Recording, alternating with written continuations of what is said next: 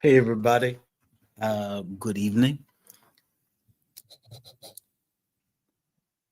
I hope everybody's doing well. I decided to make a little video and I wanted to share.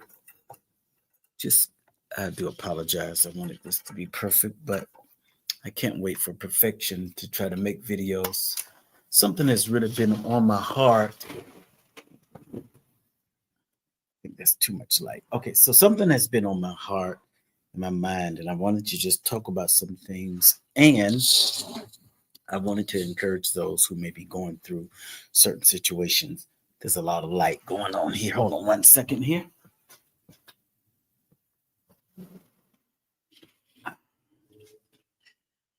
And I want to talk about, some of you uh, pastors' wives, first ladies. Some of you have experienced some turmoil, or some of you have experienced a lot of embarrassment. And it has been happening a lot. It's been happening for years. And sometimes people don't address the elephant in the room, or they just refuse to talk about it.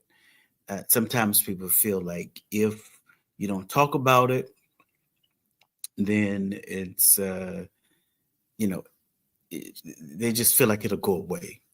But not talking about it doesn't cause it to go to, excuse me, doesn't cause it to go away.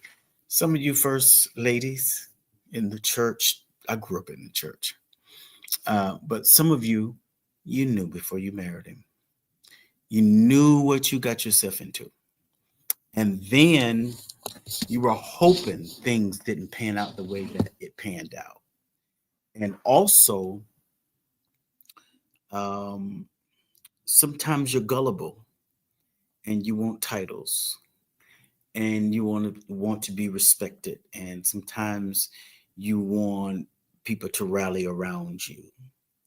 And so you marry a man knowing the proclivities, knowing their activities, hoping that it would change them. Just you thought that your body parts will cause him to crave something differently. It happens far too often that women marry men who really don't want them. You've become their beard. Uh, I don't know what you thought you were getting, but I don't know if you thought sometimes people think their body parts would change them. Or just let me get a hold of him and I could change him. You can't change a man unless you're changing his diapers. And that's the only time you can really change a man. But I want you to understand that you can't compete with that appetite. If a man is attracted to the same gender and has a strong attraction, your marrying him doesn't change him. What you've done is you've become a cover up. You've become a beard for him. That's what they call beards.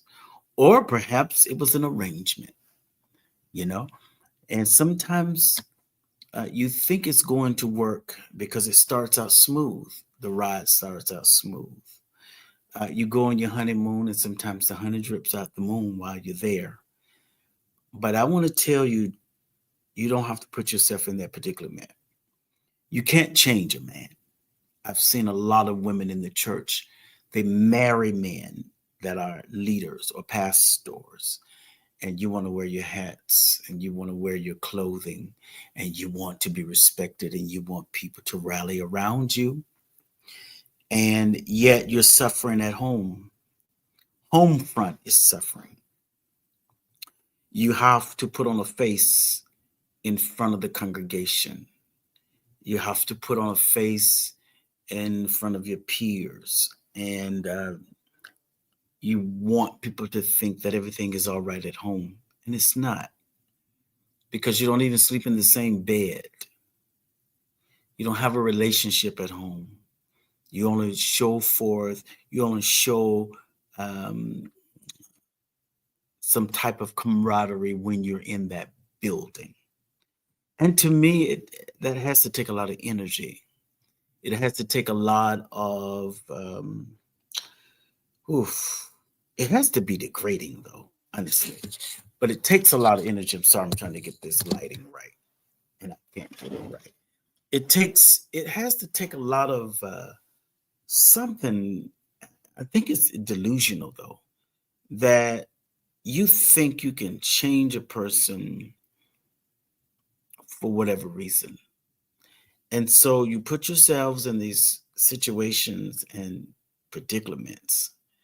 And I get it. Sometimes you have been lied to. Sometimes you have that person, he lied to you and told you this is not that anymore.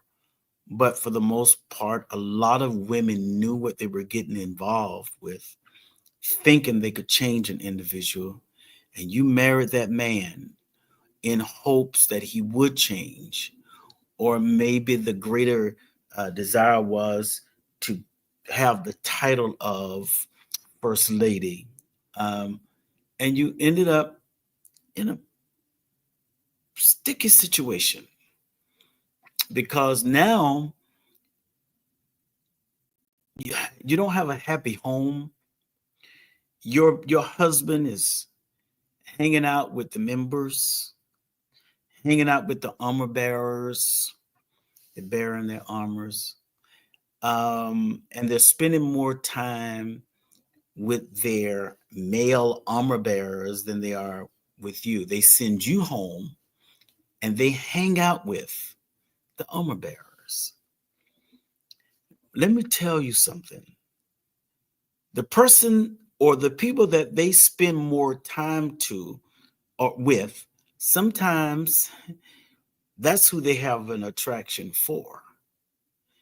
And you thought because you married him, and you thought because he come home to you, you thought that you could change him. There's a lot of women in the church who has married the pastor and their husband is the pastor. You are miserable. And it takes a lot of energy to fake and to pretend that you're happy. You're miserable. Yes, you do have on fine clothing. Yes, you do have on big hats. But there's a lot that's sitting under that hat. And there's a lot behind those fine clothing because you're not happy. You have to pretend, and there's a lot of energy wasted, but you're not happy. I've seen that because your husband is out with everybody else but you.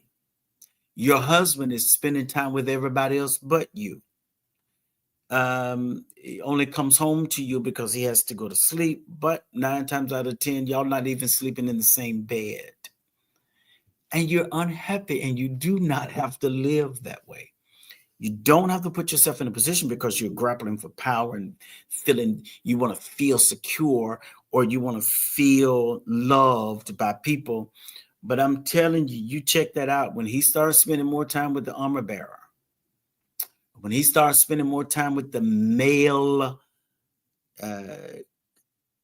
the males, let's just say that 9 times out of 10, what you thought you cured, because you can't cure same gender loving or same sex attraction. 9 times out of 10, who he spends most of his time with are the people that he's sleeping with. And you're at home and you can't even have intimacy with him because he's too tired or he's got ministry on his mind, quote unquote. That's the excuse they make. But you're unhappy. Living in a house, unhappy, not having any intimacy, but you're going to church and you have to pretend that you're happy. Listen, you don't have to put yourself in that situation. Get out of it. Some of you knew before you married him. You knew. You knew before the wedding. You knew you could have gotten out of it. You thought you could make it better. And then when it becomes scandalous on a public level, when there is a public, real public scandal, you're embarrassed. But I have to tell you, part of that is your fault because you knew what you got yourself into. You knew what you were getting into in hopes of changing him, right? We have a lot of people living in disillusion, and they're delusional, and they think they could change a person because I'm not saying that people can't change. I am saying, though, when you walk in it with your eyes wide open, don't be surprised when it becomes the scandal of their lives becomes public. Yes, we see your hats. Yes, we see your shoes. Yes, we see your clothes.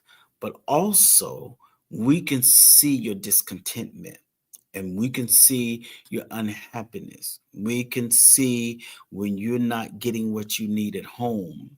So you have to put on this facade and wear a mask. How long do you continue to wear this mask? How long? Until he brings something home to you that you can't get rid of? Until there is a public scandal? You see, you knew before you married him. Now you have to deal with the consequences of your decisions. But I have to tell you this because I've seen it so often and so many times. You don't have to stay in that situation. Get out of it. It's okay. It's sometimes it's your pride. You don't want to look like a failure. You want to hang in there and stick in there. Well, he's sticking other people or being stuck by other people, and you're not getting stuck. And for lack of a better term, you're not receiving an intimacy. And I see this with our sisters that are gung-ho on marrying someone who you think is in power or have authority or in some type of leadership. Don't be foolish, y'all, because you can get a hold of something that you can't get rid of. Because 9 times out of 10, he doesn't want you. He wants everybody that's around him. Listen, I came to encourage you, to tell you that you can get out of this. You don't have to stay in the shape that you're in. And you know what? Write a book. Write about your life. Start working on you, because it has to be a lot of levels of insecurity that make you want to be with a person that doesn't even like your kind, right? Just there, you've become their beard. You become their cover up. And then when it all hits the fan, you are now embarrassed, but you knew before you married him. See, the church system, that religious system, sets you up for failure. They'll tell the men who are, and I'm telling you what I know, they'll tell the men who are single, get married so it can look right, so people won't talk about you. They're going to still talk about you. They push that.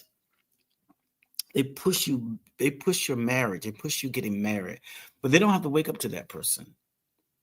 And you're causing people to live a lie and to live in hypocrisy. Be who you are. You don't have to marry for some religious system to accept you.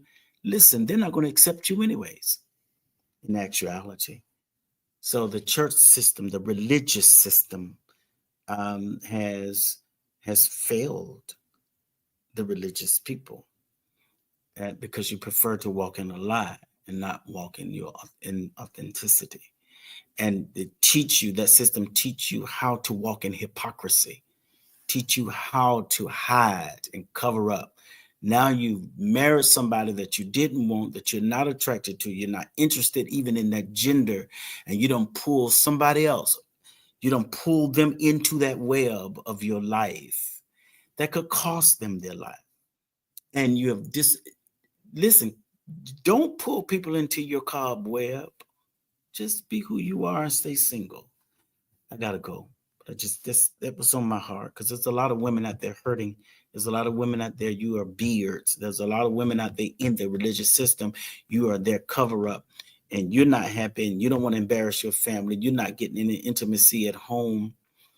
but you see your spouse with everybody else but you. They won't spend time with you. Yeah, they'll take you out to the movies once a week. I've seen that too, just so you can feel, so it can look right.